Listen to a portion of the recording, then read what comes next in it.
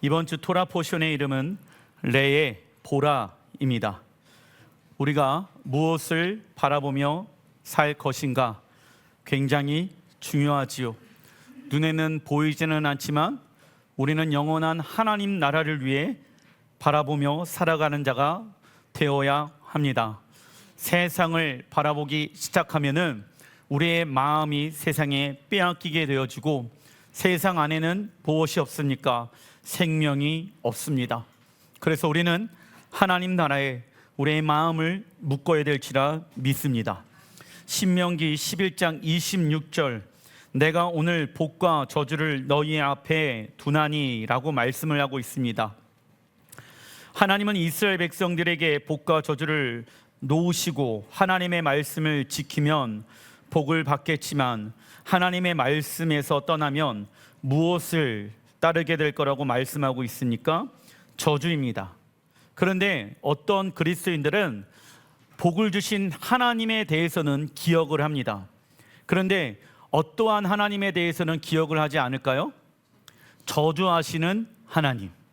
목사님, 저주하시는 하나님이 어디에 나와 있습니까? 오늘 신명기 11장 26절과 27절에 기록하고 있다라는 거예요. 그래서 하나님은 우리에게 복과 저주를 너희 앞에 두었다라고 말씀해 놓고 계십니다. 그래서 우리는 하나님 나라의 복을 취하는 자가 되어야 합니다. 그 과정의 시간들을 통해서 하나님은 우리의 무엇을 보길 원하십니까? 믿음을 보길 원하신다. 그래서 우리가 어떠한 결정을 할 때마다 육체가 원하는 거에 집중되어져 있는 삶이 아니라 하나님의 말씀에 의해 결정하는 자가 되어야 할지라 믿습니다.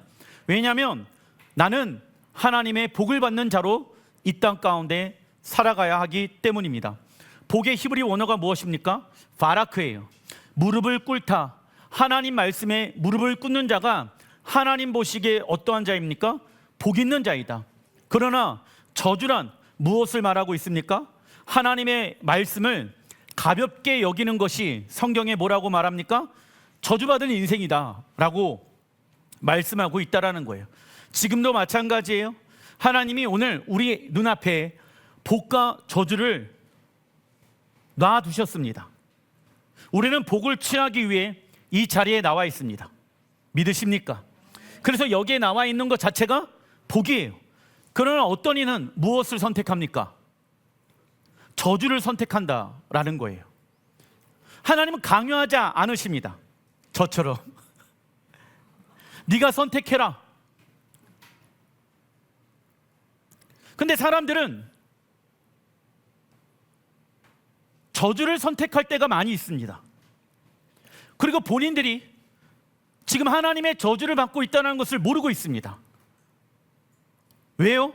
하나님에 대해서 왜곡하고 있기 때문입니다. 하나님은 사랑이 많으신 분이야. 하나님은 우리를 절대로 저주하지 아니하시는 분이야. 하나님 안에서는 마찬가지입니다. 맞는 말이죠. 하지만 우리가 하나님을 벗어나게 되어졌을 때 우리는 저주 가운데 있을 수밖에 없다라는 거예요. 저주는 하나님의 말씀에 귀를 기울이지 않는 상태예요. 하나님의 말씀을 가볍게 여기는 상태라는 거예요. 왜? 하나님의 말씀만이 우리에게 생명이 되어집니다. 그래서 우리가 육에 의해 어떠한 것을 결정하는 것이 빠르다라고 하면은, 예를 들어서 어떠한 직장을 구하는 데 있어서도 내가 하나님을 섬기는데 이 직장이 뭔가 방해가 되어지는 영역들이 있어요. 근데 돈은 많이 주고 대우는 좋아. 우리는 그것을 저주의 길로 가면 안 된다라고 얘기할 수 있어야 됩니다. 왜냐하면 그 안에는 하나님이 계시지 않기 때문이에요. 돈은 있고 권력은 있을 수 있겠으나 내가 육체가 원하는 것을 선택하는 것은 지금 그 사람이 어떠한 열매를 먹고 있다라는 증거입니까? 생명의 말씀이니까, 아니면 선악을 알게 하는 지식의 나무의 열매를 먹고 있는 것인가를 우리는 구분할 줄을 알아야 한다. 많은 사람들이 그래서 어떠한 하나님에 대해서 왜곡을 하냐면 사랑과 공의의 하나님, 하나님은요, 사랑이시기도 하지만 어떠한 분이십니까? 공의의 하나님이시다라는 거예요. 이 두 분의 성품을 우리는 알아야지 건강하게 신앙생활을 할 수 있게 되어집니다. 이 두 메시지는 함께 우리에게 선포되어야 한다. 왜냐하면 불순종할 때 따르는 저주가 얼마나 무섭고 가혹한 것인지를 알아야만 하나님의 복을 소중하게 여기기 때문이죠. 하지만 어떤 이는 하나님은 무조건 우리에게 복만을 주시고 선하신 분이라고만 생각한다. 그러나 이렇게 신앙생활을 하다 보면 진리의 길에서 벗어날 가능성이 높아지게 되어진다. 하나님은 공의와 사랑의 하나님이십니다. 사랑과 공의의 하나님.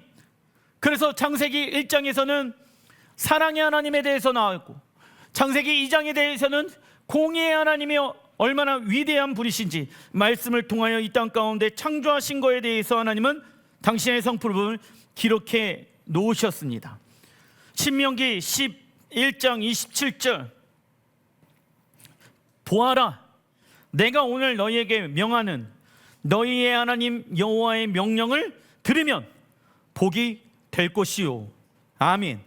하나님은 무엇을 선택할 것인지 스스로 결정하라고 말씀하십니다. 왜요?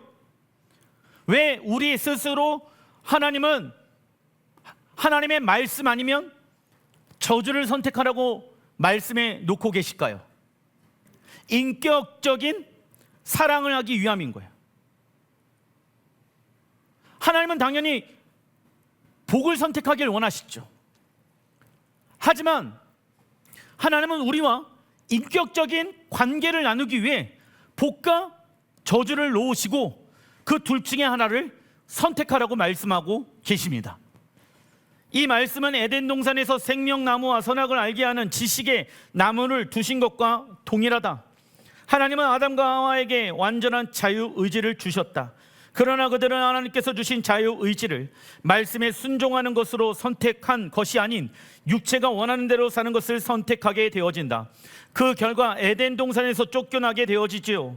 이처럼 우리가 어떠한 선택을 하게 되더라도 그에 따른 결과가 반드시 있으며 우리는 그 결과에 대한 책임을 져야 할 것입니다. 왜냐하면 요한계시록 22장 12절에 내가 줄 상이 내게 있어 각 사람에게 그가 행한 대로 갚아주리라. 하나님의 말씀에 의해 내가 어떠한 결정을 했어요. 그러다 보니까는 육체적으로 보게 되어졌을 때 손해를 보고 억울할 때도 있고 좋은 직장에 갈 수 없는 상황들이 벌어질 수도 있습니다. 하지만 그 선택한 모든 것들을 하나님이 반드시 무엇하신다? 갚아주신다. 할렐루야. 선하신 하나님을 찬양합니다. 즉 우리의 생각과 세상의 가르침이 강해지고 있다고 하면 우리는 무엇을 먹고 있다라는 증거가 되어집니까? 선악을 알게 하는 지식의 나무의 열매, 선악을 알게 하는 지식의 나무의 열매를 먹고 있다라는 증거가 되어진다. 그래서 여러분들, 세상 사람들은 지금 휴가철이다 보니까 토요일날 일요일에는 돈 벌어야 돼요. 그래서 화요일이나 수요일날 많이 쉽니다.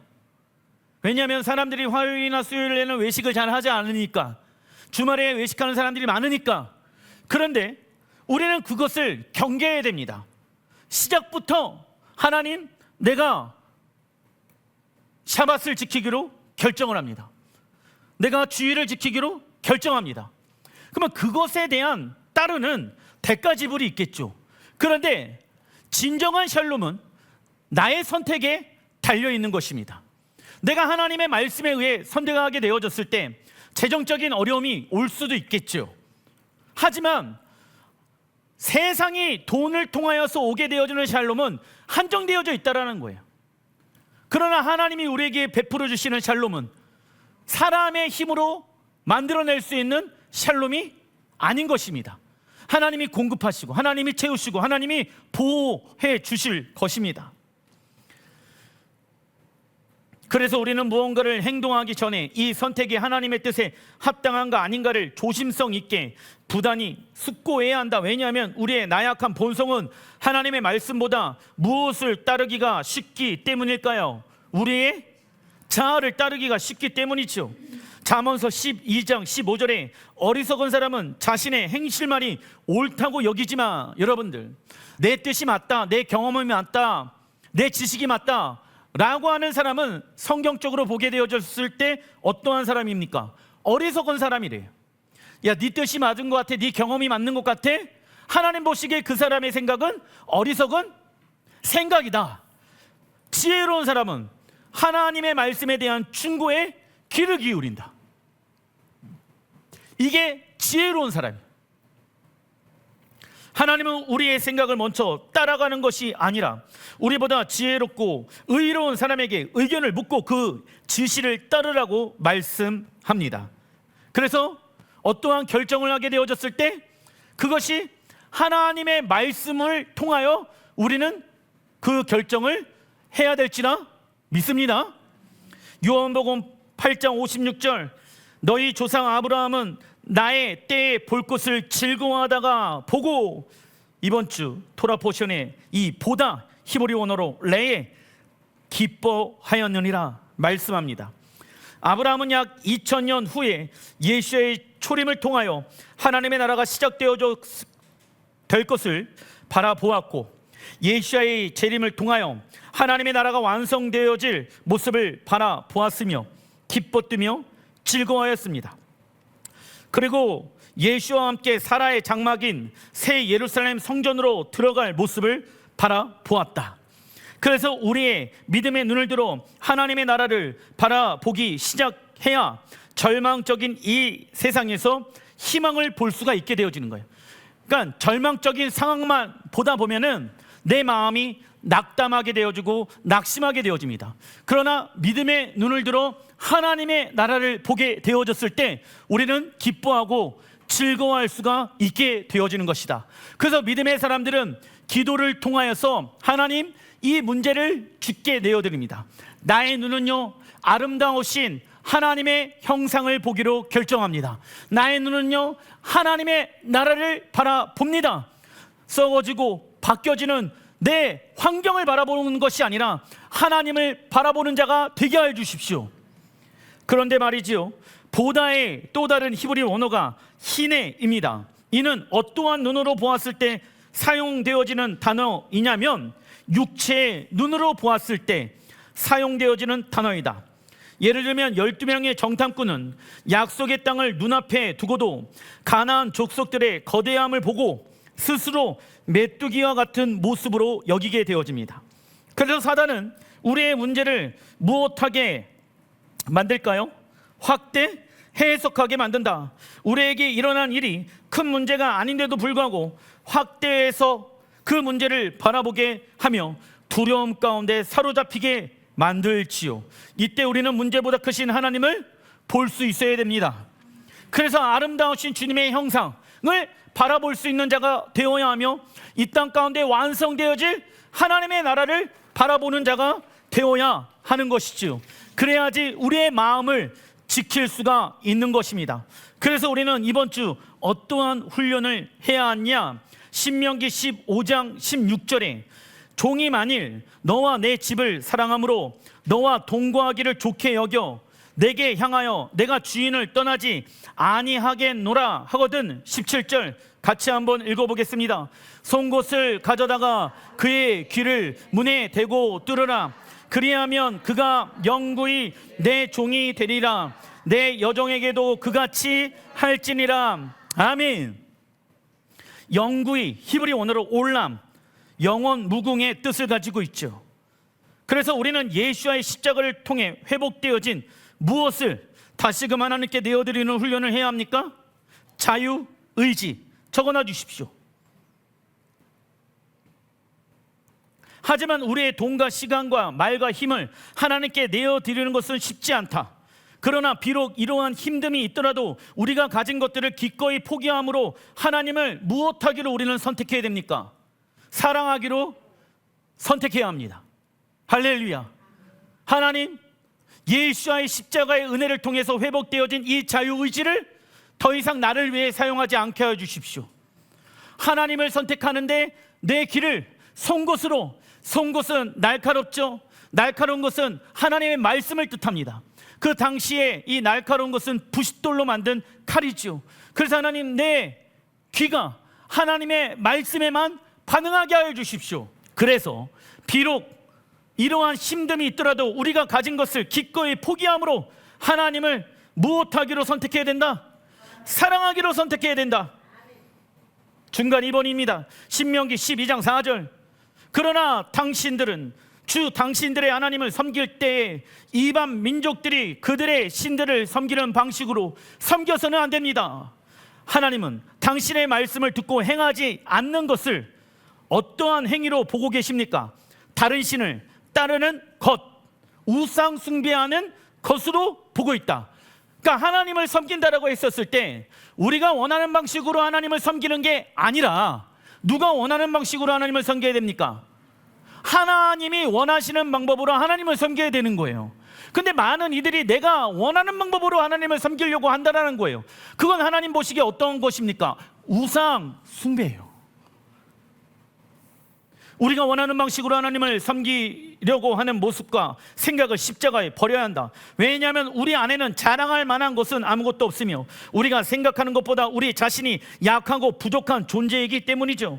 그래서 모세는 하나님을 섬길 때 우리가 조심해야 할 것에 대해서 말씀하고 있습니다. 신명기 13장 6절. 내 어머니의 아들 곧 내 형제나 내 자녀나 내 품의 아내나 너와 생명을 함께하는 친구가 가만히 너를 꾀어 이르기를. 이게 무슨 얘기입니까? 우리 엄마가 형제나 자녀나 품의 아내나 남편들이 너와 생명을 함께하는 가족들이, 친구들이 너를 꾀어. 야, 일주일에 한 번만 교회 가도 돼. 마음으로 하나님만 믿으면 됐지. 가끔 가서 회개하고 가끔 가서 뭐 헌금도 하고 하면 됐지. 너무 빠지지는 마. 너희를 꾀려고 할 때 너와 내 조상들이 알지 못하던 다른 신을 너는 그를 따르지 말며 듣지 말며 긍휼히 여기지 말며 애석히 여기지 말며 덮어 숨기지 말라. 믿음이 없는 남편이 믿음이 있는 아내에게 여보 어쩌고 저쩌고 그냥 한번 교회 빠지자. 어딜 가나 주님이 계시잖아. 그럼 뭐라고 얘기합니까? 너는 그를 따르지 말며 듣지도 말아라. 긍휼히 여기지도 말아라. 애석히 여기지도 말아라. 덮어 숨기지 말고.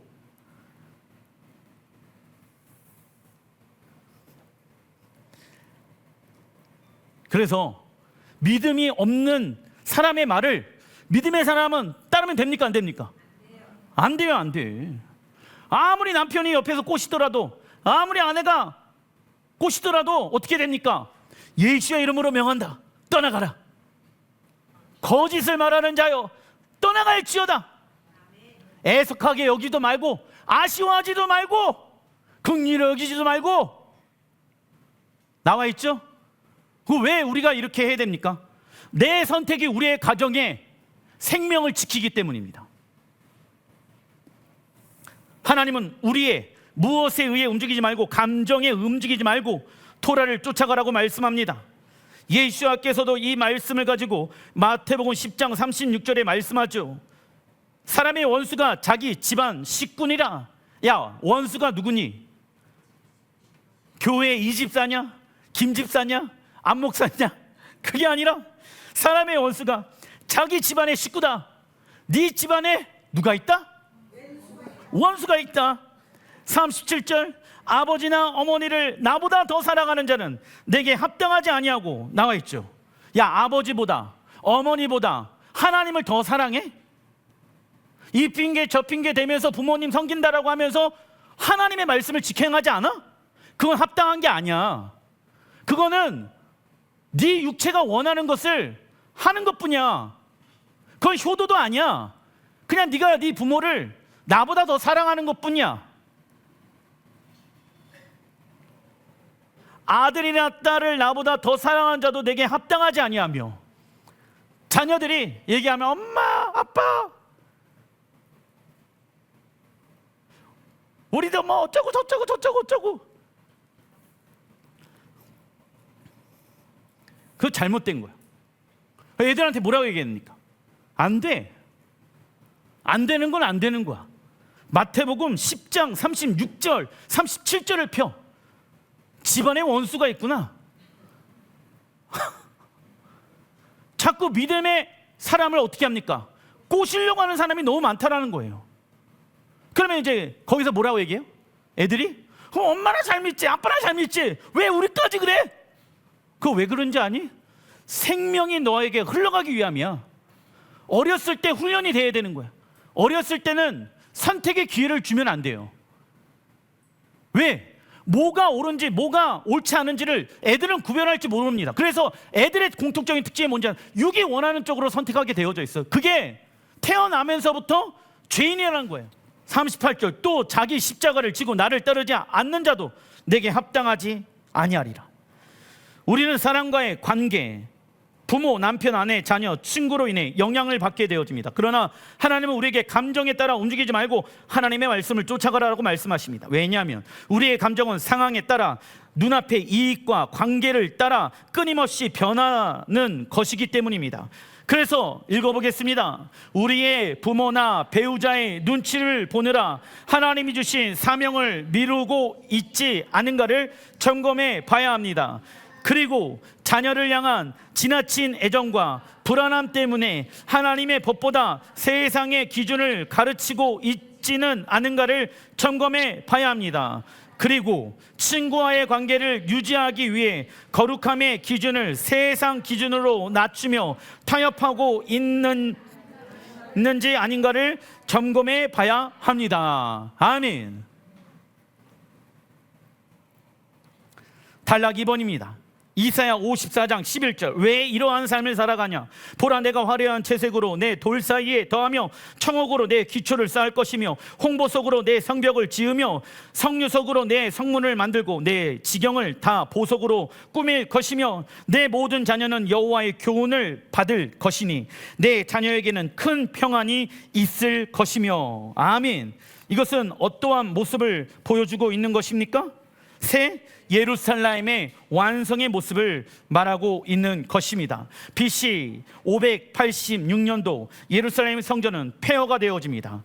이사야 선지자는 예루살렘의 성전을 향해 잉태하지 못하는 여인 또는 자식을 잃은 과부로 묘사하고 있습니다. 이때 하나님은 이스라엘 백성들을 위로하기 위하여 새 하늘과 새 땅의 시대에 내려오는 새 예루살렘 성전의 모습을 이사야 선지자에게 보여주고 있지요.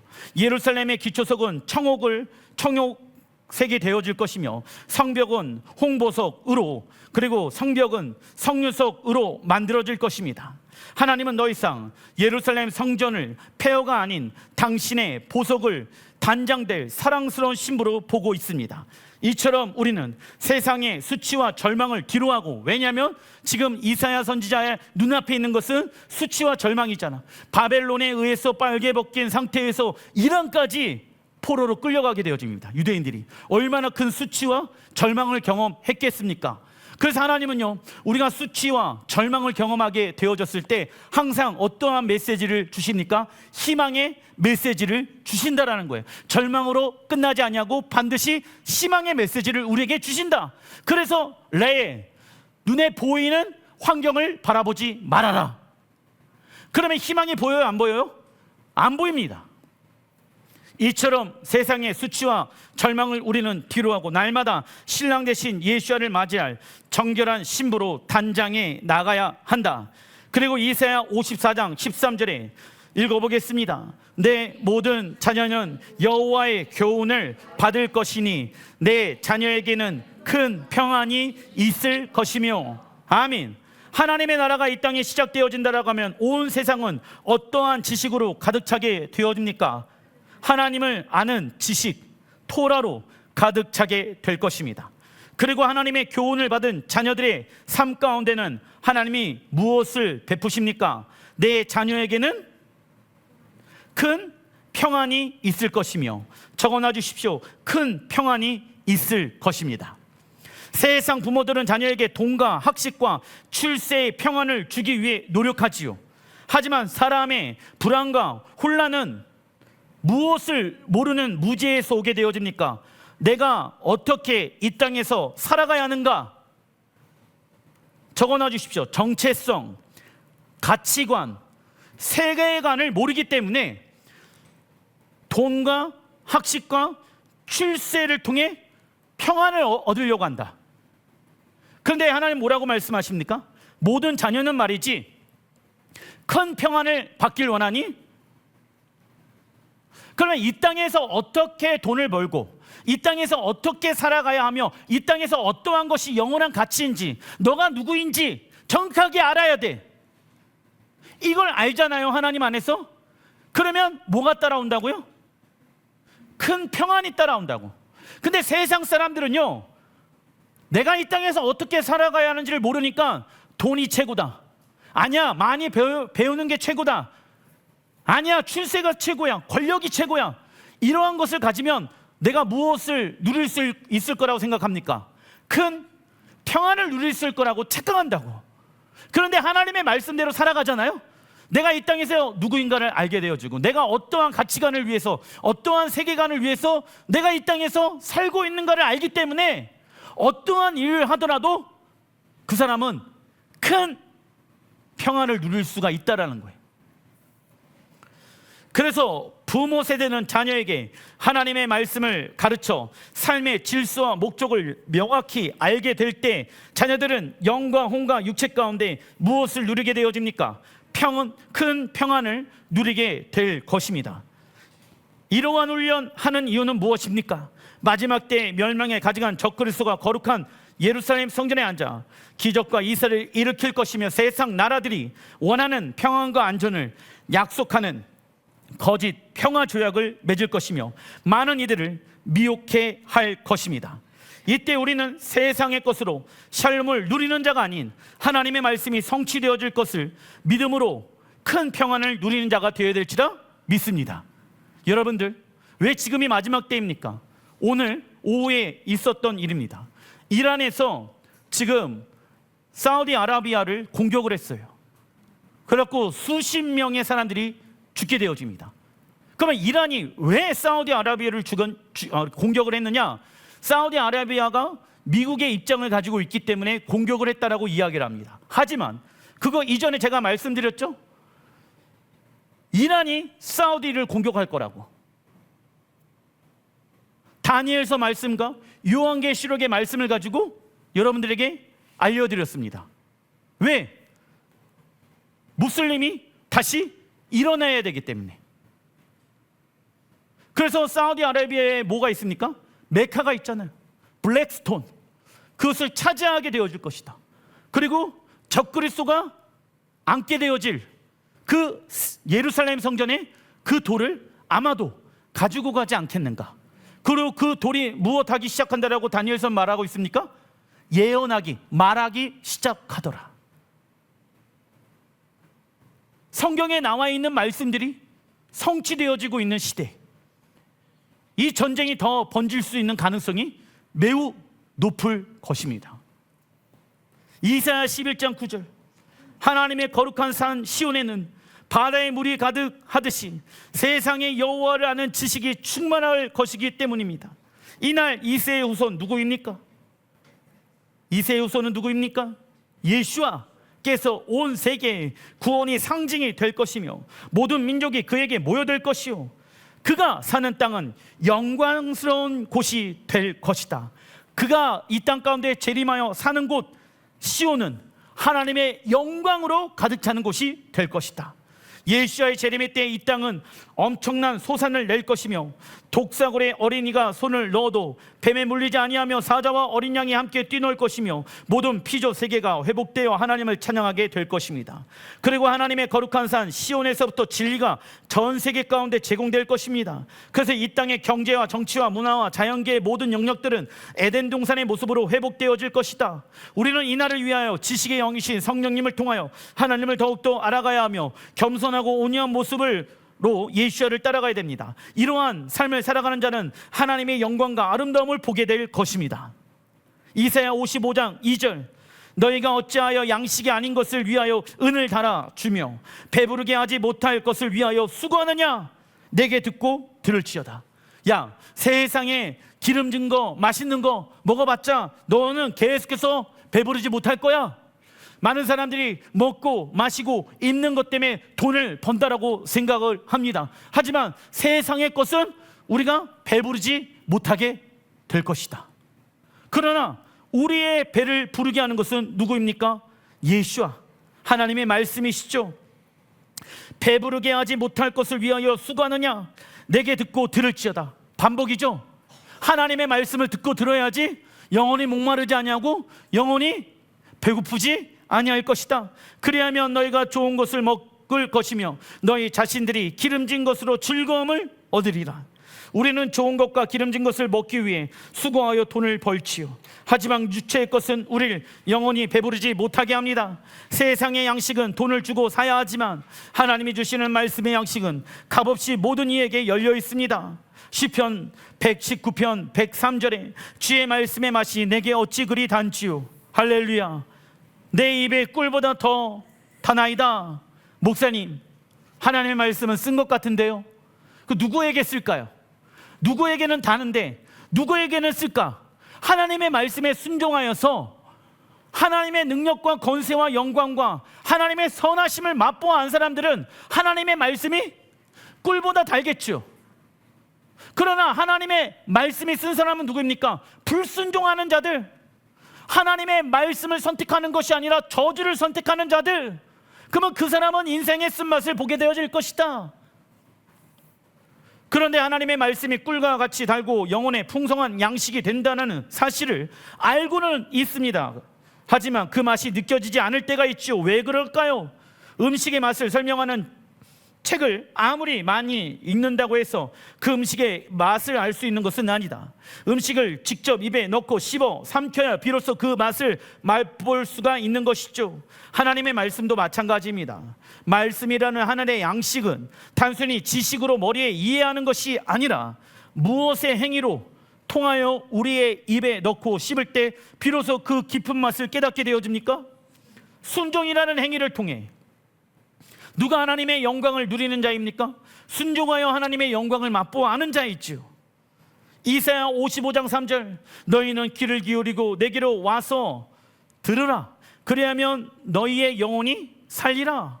내가 너희를 위하여 영원한 언약을 맺으리니 곧 다윗에게 허락한 확실한 은혜이니라. 보라, 내가 그를 만민에게 증인으로 세웠고 만민의 인도자와 명령자로 삼았나니. 하나님은 다윗과 맺은 영원한 언약을 통하여 재림 예수야께서 세 가지 직분을 이루실 것을 말씀하십니다. 첫째, 예수야는 만민에게 하나님의 살아계심을 증언하는 증인이십니다. 성경에서 말하는 증인은 히브리 원어로 에드이며 자신이 직접 경험하지 않은 것을 말할 수가 없지요. 남에게 들은 이야기, 책에서 읽은 지식으로만 법정에서 힘 있는 증언을 할 수가 없습니다. 그래서 증인은 무엇을 직접 맛보아 안 사람입니까? 하나님의 은혜. 하나님의 은혜를 맛보아 알아야지. 머리로 아무리 성경의 말씀을 많이 외우고 있더라도 하나님의 십자가의 은혜, 사랑을 맛보아 안 사람은 예수야를 알지 못하는 사람들에게 증인된 삶을 살아갈 수가 있게 되어진다. 죄로 죽을 수밖에 없었던 우리가 예수야의 십자가로 구원을 받았다는 사실을 체험한 사람, 삶의 절망 속에서 우리를 건져내신 하나님의 손길을 경험한 사람이 바로 증인입니다. 우리가 먼저 하나님의 사랑과 능력을 삶에서 깊이 경험할 때 우리는 세상 앞에서 담대히 하나님은 살아계신다고 증언하는 참된 에드, 증인이 될 수 있는 것이지요. 둘째, 예수야는 만민을 인도하는 자이십니다. 성경에서 인도자, 히브리 언어로 나기드, 인도자는요, 명령만을 내리는 지휘관이 아니라 백성들 앞에 서서 그들의 삶을 책임지고 바른 길로 이끄는 왕이자 지도자를 의미합니다. 그래서 우리는 세상의 가치관, 돈을 따라가고 사람을 따라가고 환경을 따라가고 우리의 경험과 눈앞의 유혹을 따라 걸어가고 있는지, 아니면 우리에게 생명의 길로 인도하시는 예수의 가르침을 받고 있는 자를 점검해 봐야 한다. 그래서 지혜로운 사람은 세상의 쓴맛을 경험하여서 예수와 하나님의 말씀을 의지하는 것이 아니라 어렸을 때부터 아이들에게 쉐마 훈련을 시키는 거예요. 하나님의 말씀에 의해 따라가라. 돈이 너를 인도할 수가 없다. 출세가 너를 인도할 수가 없다. 너가 따라갈 분은 너의 인도자 되신 예수야이시다. 셋째, 예수야는 만민에게 적어놔 주십시오. 명령하는 자이십니다.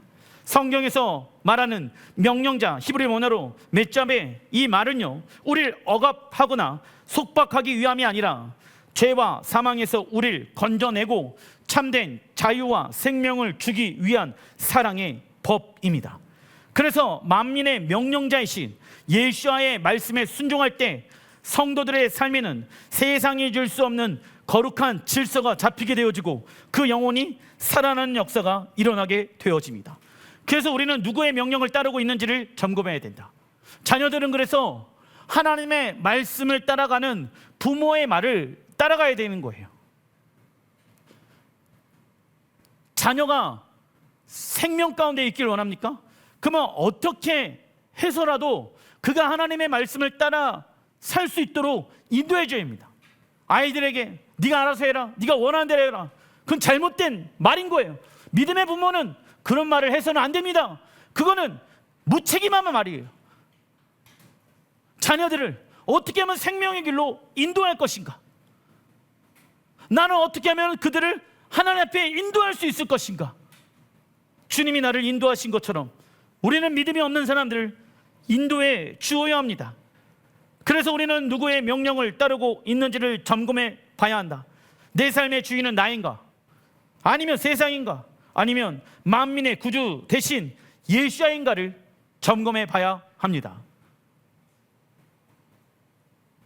나는 누구의 말을 따르고 있는가? 나의 인도자는 누구인가?